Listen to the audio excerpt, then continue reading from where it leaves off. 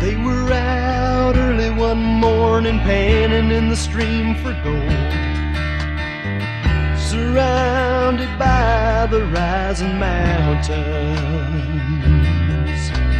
Old prospector with a tale for two, he brushed around in the pan, and pointing out what lay within was ordinary sand.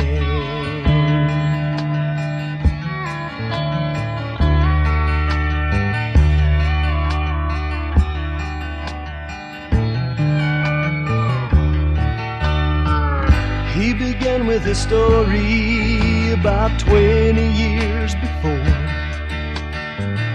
and a younger man who sought his fortune.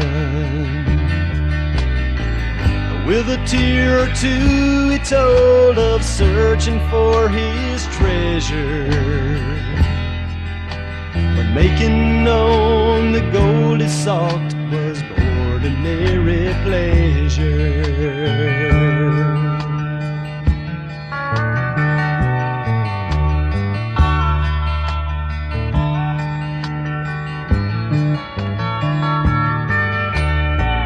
There were years of doing without, and there were years of plenty. He started thinking that life was never steady, excepting when the bills came in and he had no money to pay. Whiskey had never tasted better ordinarily.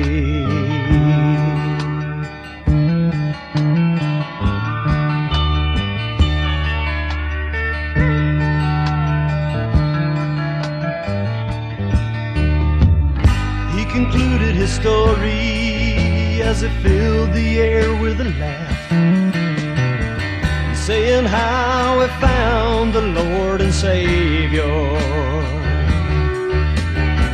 and how he found the river of life by which his day unfolds, and pointing out what stands within is not ordinary gold, and pointing out what stands within is not ordinary gold.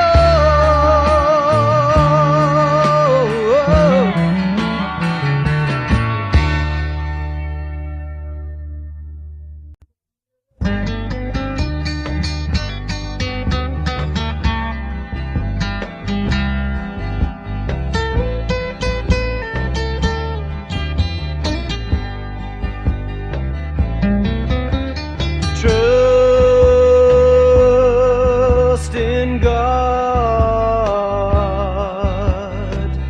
believe upon His promises. Through His word we can see His wonders, signs and miracles of His love. We can return His love with devotion, standing on His word before all men.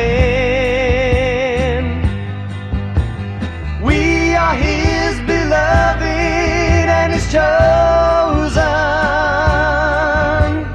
walking in this life renewed with peace. Trust in God, believe upon His promises.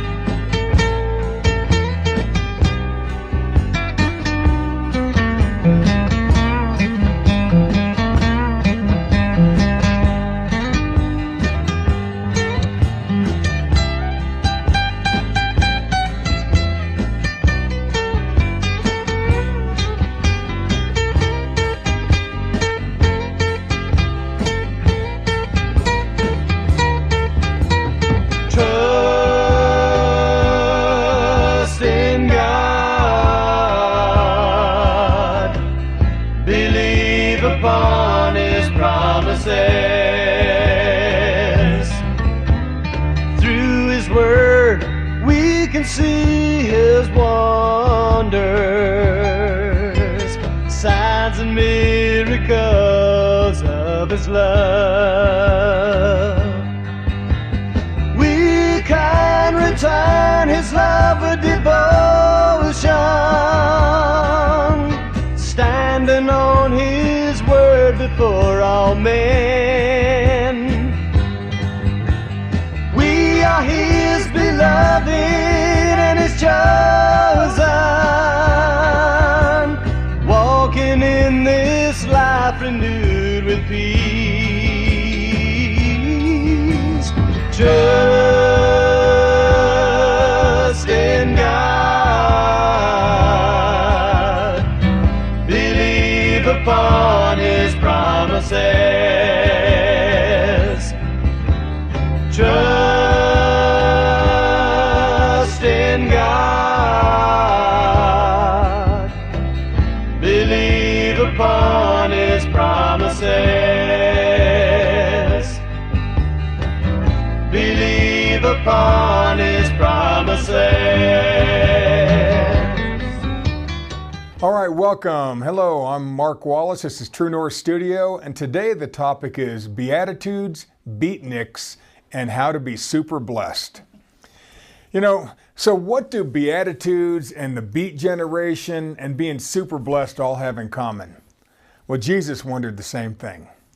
And Israel had been taken over multiple times in the last 400 years by foreign powers. They'd been occupied by the Romans for the past 100. People were struggling, scared, and unsure. Life was hard, and PTSD was prevalent even back then. Our story began just a few days after Jesus completed his 40-day fast in the wilderness.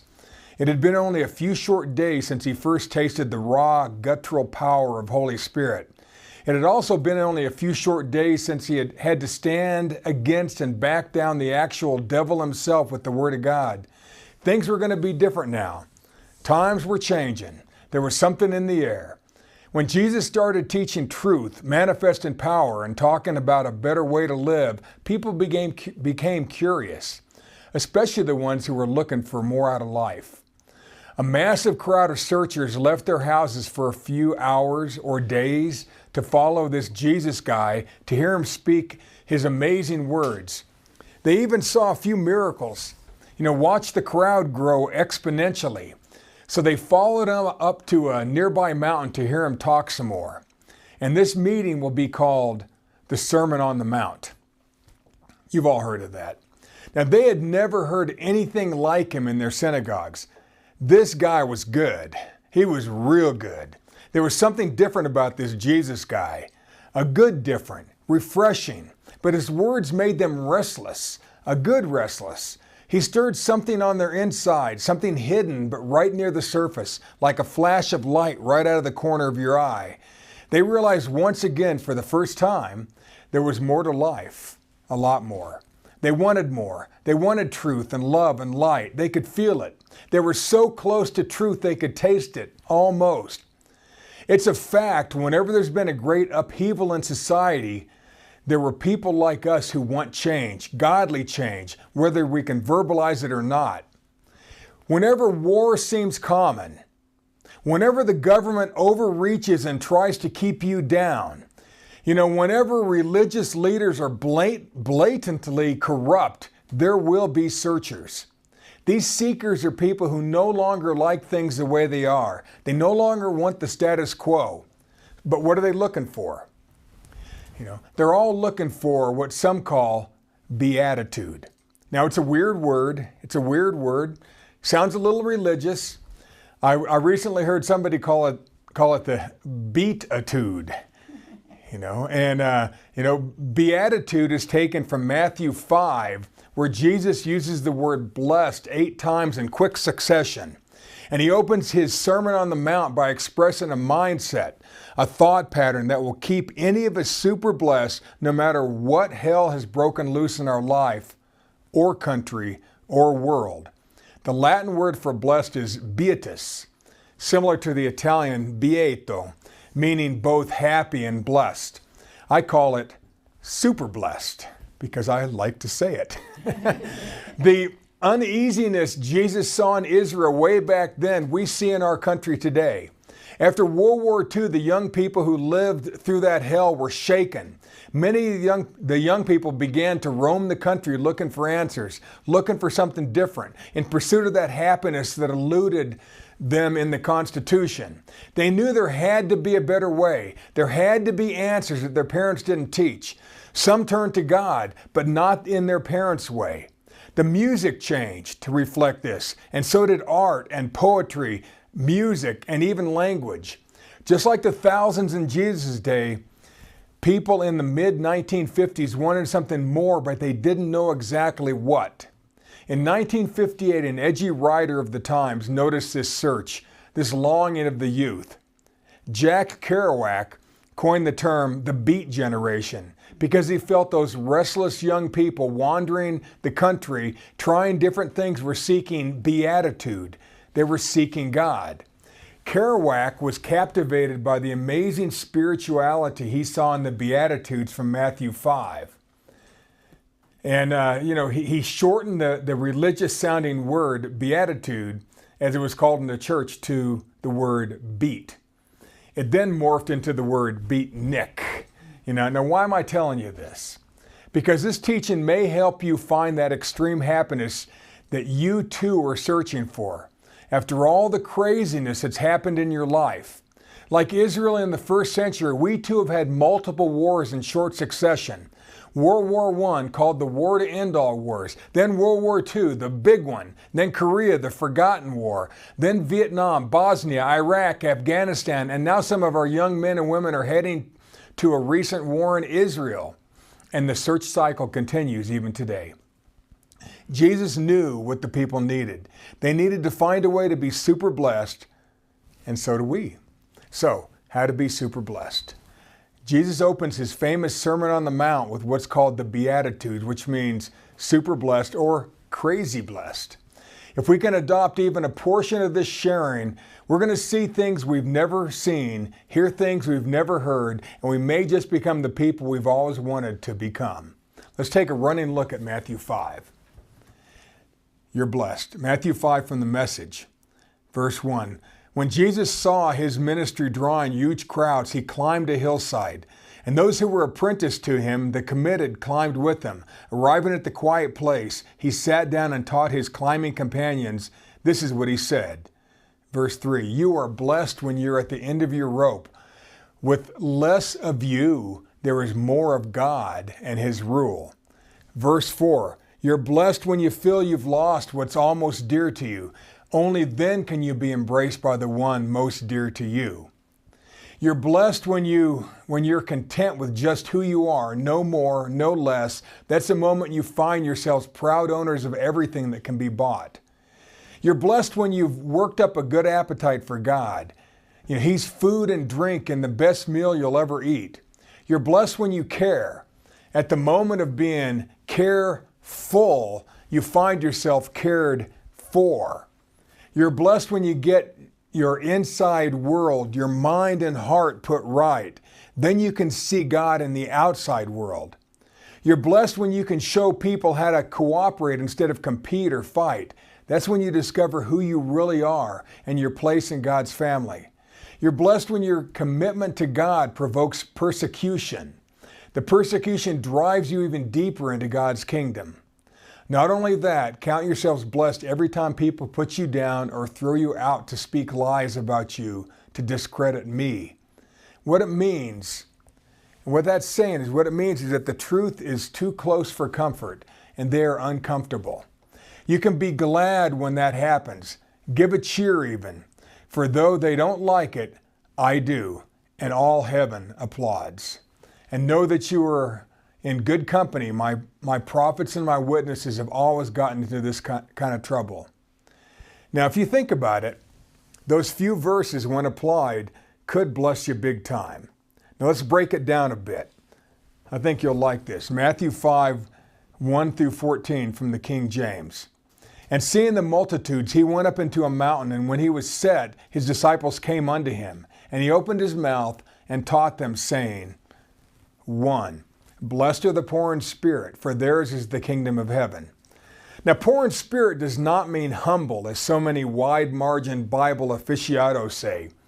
The word poor in spirit means active searching or seeking, or call it begging for spiritual truth. So, 1, Jesus' first point is you will be crazy blessed as you aggressively pursue your spiritual quest for God. Then and only then will you notice that things really begin to open up for you spiritually. And here it's talking specifically about heavenly or spiritual blessings. Think spiritual power. Now, number 2, blessed are they that mourn, for they shall be comforted. It's interesting that Jesus uses the word mourn and blessed in the same breath. Why? Why would he do that? Because we're all going to mourn. We're all going to experience great loss. We're not exempt from life. This is not an easy one to understand, but if we do, like number 2, we can keep ourselves super blessed even while we suffer great loss if we accept the comfort from the people who love us while at the same time we try to comfort them. And if you've ever dealt with somebody grieving, you know what I'm talking about. And this is a two-way street, but it's hard to do when you feel empty. And that's why the blessings are so big.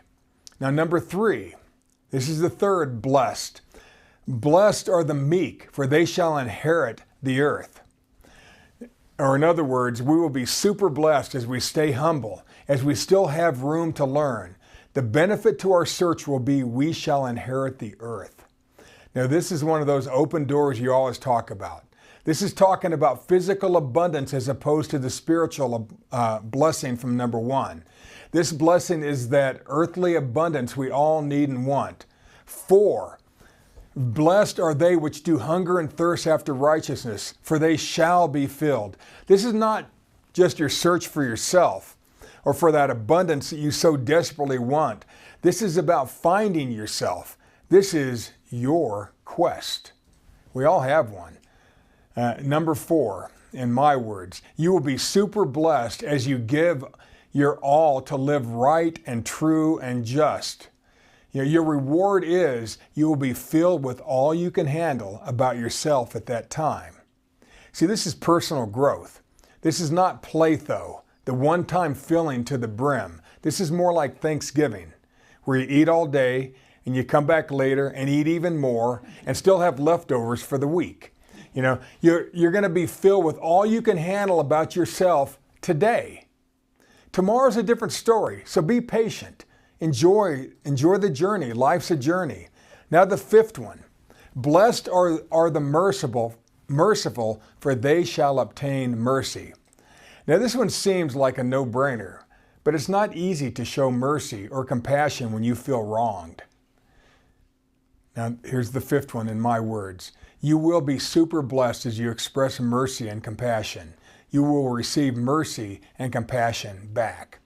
Now, we all need mercy at times, and so does everyone else. So let's show it. This is a biggie. The world needs this one. It always has. Mercy. Now, number 6. Blessed are the pure in heart, for they shall see God. What does that mean? The pure in heart does not mean keeping yourself innocent. It means being a blank page or an open book, untainted by your culture, undamaged by what other people say about God. Now here's the 6th one, in my words. You will be super blessed as you seek God without preconceived ideas. You will see God for what He really is. And this is what Kerouac saw and what he wrote about. When he was watching the young people, they're all searching for something. Like a lot of times you see young people doing crazy things. Well, they're really searching for something.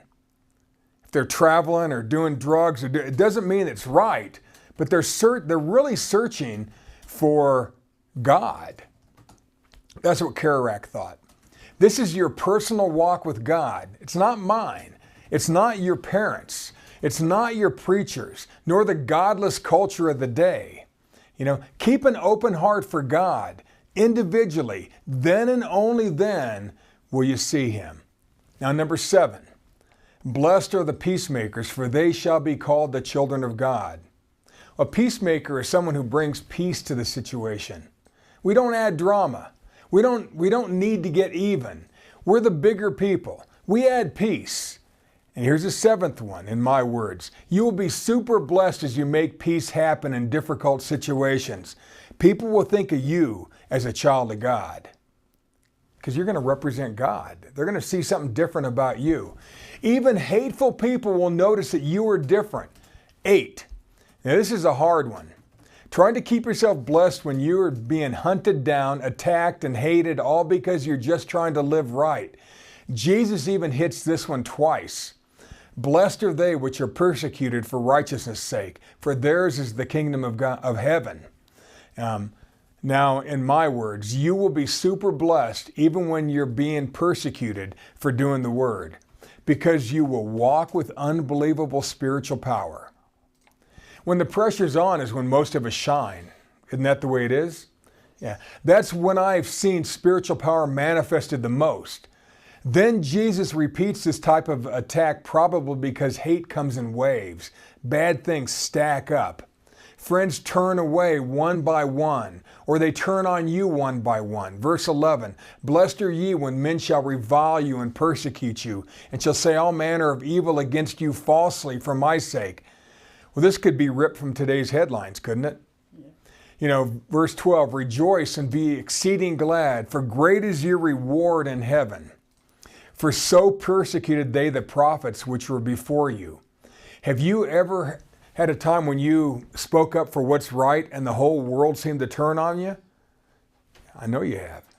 When it happens, and it will, don't cave. Don't give in to their words. Never put yourself down. Never think less of yourself, because attacks happen to anyone who takes a stand. 13, you are the salt of the earth. You are the light of the world. A city that's set on a hill cannot be hid. Those are the 8 Beatitudes in Mark 5. Those are the things that impress the searchers and seekers from the 50s and 60s. Those words kicked off the hippie movement. The kids searching for something more. Those Beatitudes also kicked off the Jesus movement of the late 60s and 70s. You know, that spread Christianity around the entire world in less than 10 years. Even strict Muslim countries like Iran and then China and the Soviet Union were softening up to the word, to words from super blessed people, until they didn't. It stopped at the end of the 70s. But it's all because it started after World War II in the 50s. When people started realizing I'm really searching for truth and light and love. When times are bad, keep your eyes open and you will find incredible good. Now here's the opposite of being super blessed. Okay, most of us think we know, but the Beatitudes were mentioned at the very beginning of Jesus' ministry, right after he found his apostles, before any major persecution. But Jesus knew that things would break bad as soon as the devil was able to manipulate the religious leaders. So in Matthew 23, 11 through 33, Jesus points out the 8 woes that contradict and counteract the 8 huge blessings of Matthew 5. Now, why am I saying this? Why am I saying this? Because it's easy to get swept up into this. The whole world wants us to head this way instead of the beatitude way, the blessed way. So comparing the blessings to the woes is a fascinating study, but I'm only going to summarize this. You know, the word woe in Matthew 23 means great despair, anguish, and gloom. It's kind of bad. You're feeling kind of bad. Woe is what happens when the word gets rejected and people give in to the systems of the world. When what blessed you gets overpowered by what others tell you that what others tell you should bless you. I think we've all had that. People tell you what you should think and how you should feel. Well, you're not me, so shut the heck up. You know. So here we're gonna go through these one more time. I'm gonna read the blessing and I'm gonna read the woe, and it'll make sense to you. So at the beginning of Jesus' ministry, he talks about the blessings, if you think a certain way. Then at the very end, right before he was killed, he talks about the woes of the exact same things. How the world had turned in just one short year. So Matthew 5, 3, and we read this earlier, Jesus' first point is you will be crazy blessed as you aggressively pursue your spiritual quest for God. Then and only then will you notice that things will really begin to open up for you. So pursue your quest for God. Now Matthew 23:13 says, woe unto the hypocrites, the bad actors whose whole purpose in life is to stop seekers from their spiritual quest. Jesus says that heaven, or let's call it spiritual enlightenment if you want, will be closed off to those people. Now we're going to see this from one religion to the next. You know, ours is right, yours is wrong. You see, we're going to see it from one Christian group to another. I hear it all the time. In fact, as I was studying this, preachers would be teaching the woes, and then they would talk bad about specific ministries. And they were doing exactly what they were talking against. I thought it was sort of funny. You know, well, they're not even like Christians, that group. So we see it, when one begins to grow and shine, they try to shut it down. You know, have you ever been a part of a ministry that tried to stop you from shining brighter than the people that they put in charge? I was about to walk onto a main stage and teach in front of TV cameras. And the leader shuffled up to me backstage and said she wanted me to cut Mark Wallace from my teaching. I didn't even know what to say or how to comply, so I didn't. You know, how do you cut yourself out of your own teaching? You know, what's the point? You know, I chose to keep myself blessed and do what I believe God wanted me to do and to accept the lame reproof later. Woe unto that person at that time for trying to stop my spiritual gift. And things don't always turn out well for people who do that. You will be much more blessed living your light and letting it shine and helping others do the same. That's what it's saying. That's number one. Don't stop anybody else. You live your life and you help somebody else live theirs. 2, Matthew 5:4. We keep ourselves super blessed even while we suffer great loss, if we accept the comfort from the people who love us while at the same time we try to comfort them. Now Matthew 23:14 says, woe unto those who profit from others' grief, those who try to steal their inheritance. Things will turn out even worse for you. Think Christian karma. I remember doing the funeral arrangements for a lady of a different race. And I warned the family ahead of time about the tactics at the funeral directors and how they're going to try to upsell the grieving family at their most vulnerable moment. Happens every time. And while trying to bless the family, I went to a funeral director / preacher who looked similar to them in shade. Okay, so similar to the family, should I say. But when I asked the bald man behind the huge brown desk that separated him and us for the price, it was literally double what the family would pay anywhere else in town for the exact same services. He was going to rip his own people off. I caught the eyes of the family, nodded a knowing nod, and we all left and went somewhere else. It was sad. It was really sad. Woe to that man who tried to profit from those who were in mourning. It's exactly what he was doing. And he was a Christian preacher. You will be far more blessed to grieve with others, even while you're in mourning yourself, never trying to profit from someone else's loss. Now, you may think people don't do that, but they do it all the time. Think about somebody who has Alzheimer's and has a family caregiver, And then the siblings find out that the bank account's empty now. Happens all the time. Elder abuse. All the time. You see, that's what this is talking about. That's what this is talking about. Number 3, Matthew 5:5. We will be super blessed as we stay humble, as we still have room to learn. The benefit to our search will be that we shall inherit the earth. And of course, that means the things on the earth. You're going to have the things that you really want.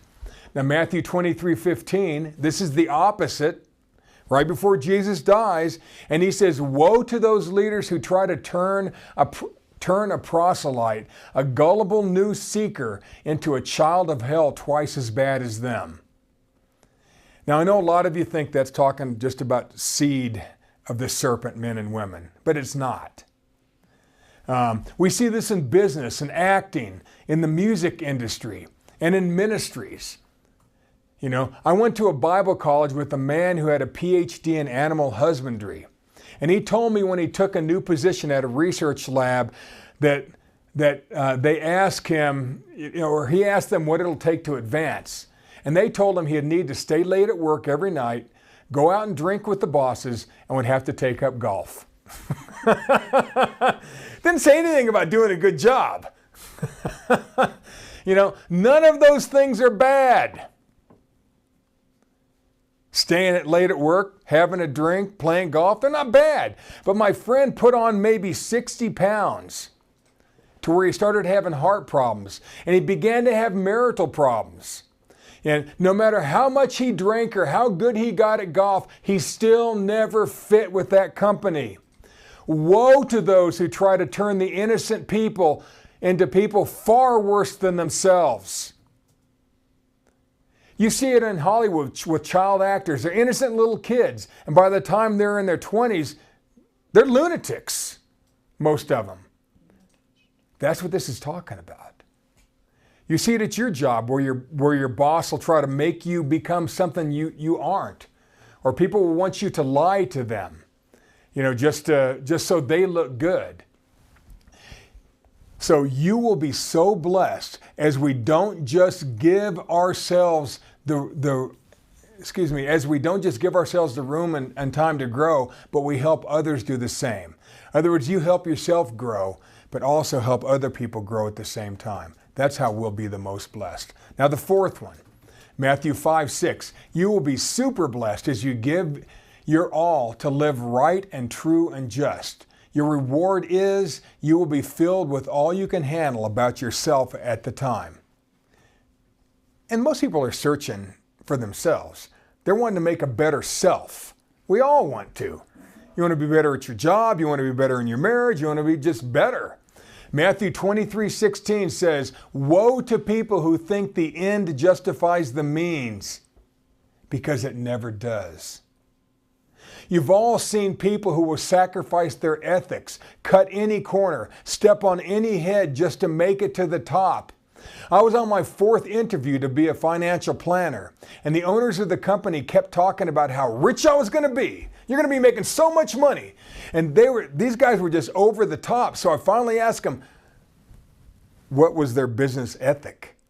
And they both spun in their little spinny chairs and pointed their fingers at me, and they said at the same time to take their money and put it in our pockets. And then they smiled a creepy grin. Well, I thanked them for their time, and I told them I was not a good fit for their company. See, it's much better to live your beliefs as you're trying to advance. Never use people. Never use people.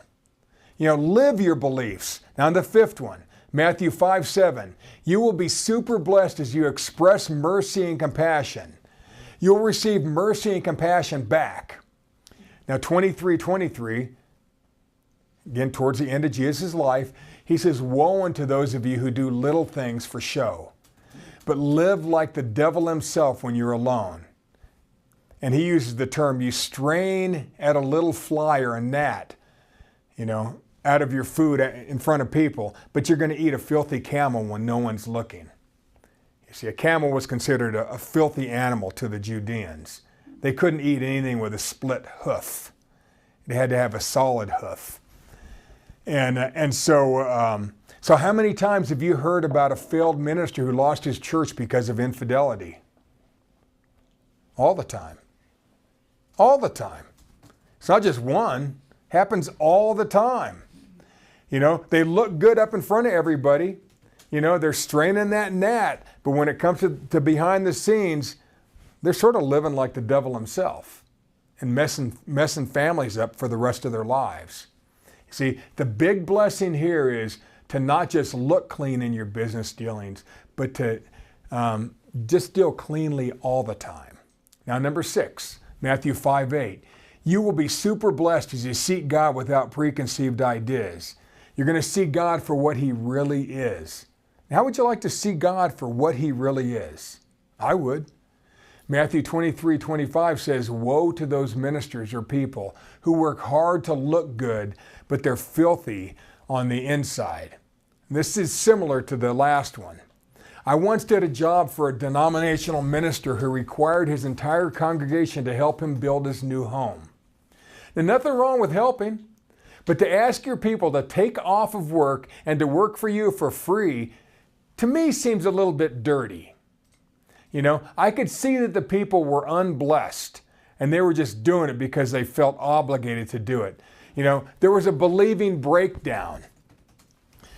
You know, the biggest blessing comes when your actions mirror your godly beliefs. That's pretty simple.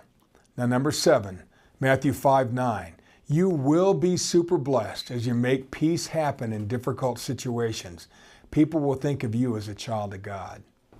Matthew 23:27 says, woe to those that get called out on their duplicity.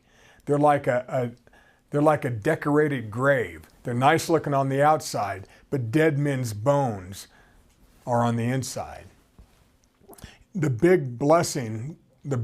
biggest blessing comes when your words match your beliefs and people see the peace of God in you.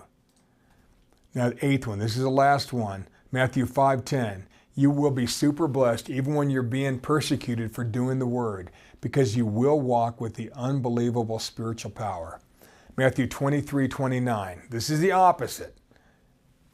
And I'm just summarizing this. You know, woe to them that try to get people to think that they live good, you know, but actually persecute the righteous. You know, I've had 3 times where Christians tried to kill me because my version of Christianity didn't match theirs.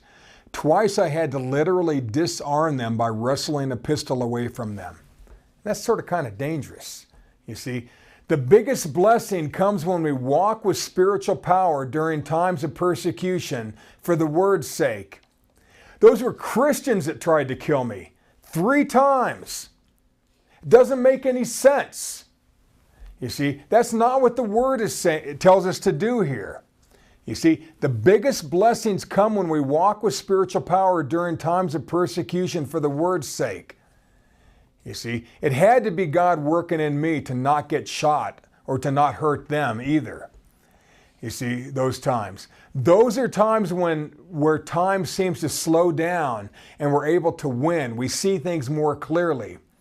You see, and that one matches very much up with the very first one that says you're going to see the kingdom of heaven, which means you're going to see power. And so he opens and closes with spiritual power. And that's how our life should be. You know, so what do we learn here? What do we learn here? If you want to be super blessed during the good and through the bad times in life, then there are 8 mindsets, 8 Beatitudes that'll help you believe to receive the abundance God's been trying to show you. Just go back through them and they'll make more sense to you. You don't have to grow your hair. You don't have to start listening to jazz. You don't have to hitchhike across the country to find yourself, you see, to find America. All you have to do is keep yourself super blessed is to live the Beatitudes by walking in love, walk in the light, and to know that God is with you no matter the fight. See, I had a sort of a beatnik rhyme there. Kerouac would have been proud of all of you living your truth. I sure am, because you're doing it. And that is a light version of Beatitudes, Beatniks, and how to be super blessed. God bless and happy Thanksgiving.